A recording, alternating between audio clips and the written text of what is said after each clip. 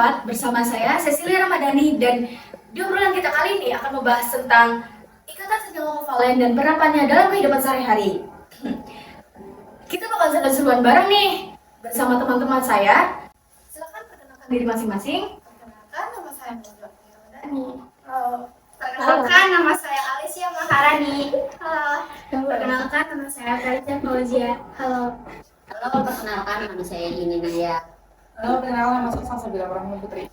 Oke, sebelum kita lanjut ke pembahasan selanjutnya, aku mau nanya nih, ikatan kovalen itu kayak gimana sih? Mungkin bisa dijelaskan salah satu dari kalian, apa itu ikatan kovalen? Oke. Jadi Sobat Explores dan Mbak Sesi, senyawa kovalen adalah senyawa kimia yang di dalamnya terdapat ikatan kovalen. Nah, kalau ikatan kovalen itu apa sih? Ikatan kovalen adalah salah satu jenis kimia yang di dalamnya melibatkan pemakaian secara bersama-sama. Mungkin ada syaratnya ya, Mbak? Syaratnya itu ada apa aja sih? Yang pertama, terjadi antar unsur-unsur logam. Yang kedua, terjadi jika perbedaan keelektronegatifannya antar unsur-unsur yang berkaitan kecil. Oke, mungkin dari jenis ikatan kovalen sendiri, apakah ada ya, Mbak? Ada, Mbak.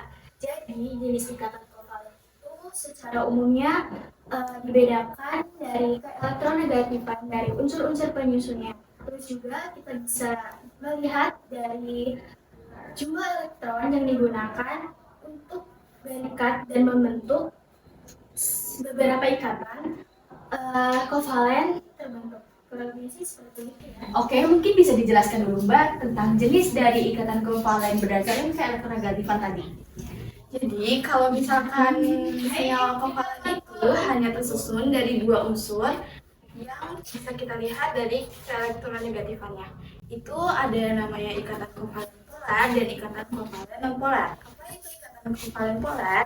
Ikatan kovalen polar berarti ada perbedaan keelektronegatifannya antara atom satu dengan atom lainnya. Gimana tadi Mbak Sesi?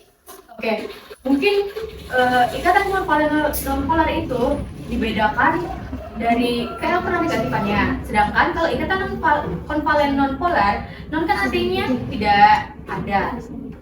Berarti kalau ikatan kovalen non-polar itu tidak ada beda keelektronegatifan.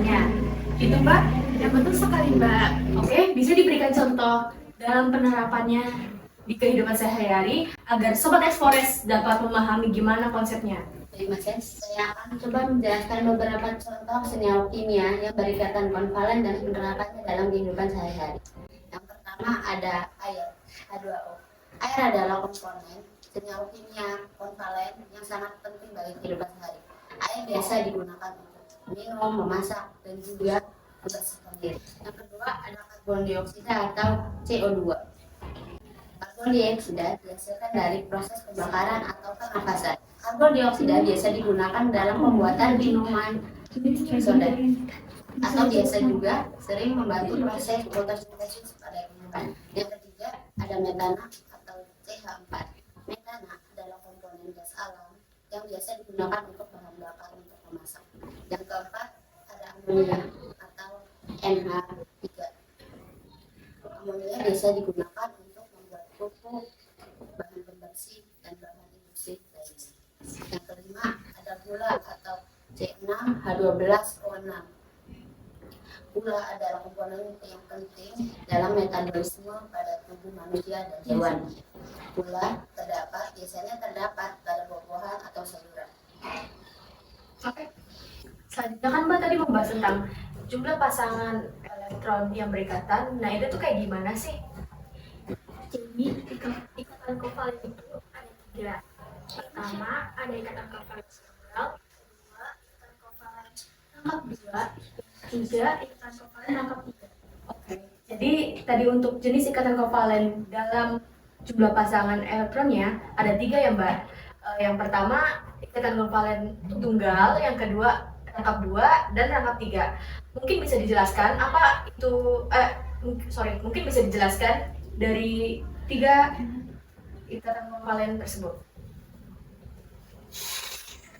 Ikatan kovalen tunggal membutuhkan sepasang elektron untuk dibuat bersama. Berarti atom-atomnya itu hanya memberikan satu pasang elektron untuk dibuat bersama. Contohnya itu pada molekul H2O. Elektron rangkap 2. Elektron rangkap 2 adalah ikatan yang masing-masing atomnya memberikan 2 elektron untuk membentuk elektron ikatan. Contohnya ada O2 dan CO2. Selanjutnya, yang ketiga, yaitu ada ikatan kovalen rangkap 3. Ikatan kovalen rangkap 3 merupakan ikatan yang terjadi antara dua atom dan melibatkan 6 elektron ikatan dalam satu ikatan kovalen. Contohnya itu molekul N2. Wah, nggak kerasa ya Mbak, pembahasan kita kali ini sudah selesai, mulai dari pengertian, jenis-jenis, terus ikatan dasarnya kovalen. Baik, terima kasih kepada Mbak Ani, Mbak Ale, Mbak Ica, Mbak Iin, dan Mbak Tua. Oke, terima kasih yang sudah menonton. Terima kasih Sobat Explorers, jangan lupa like, comment, and share, dan subscribe channel ini. Sekian podcast dari kami, kurang lebihnya mohon maaf. Dadah!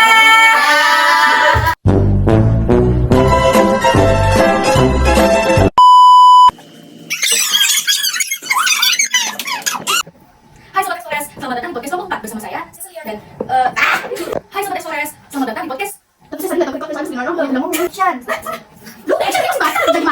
Action. Hai Sobat Explorers, selamat datang di podcast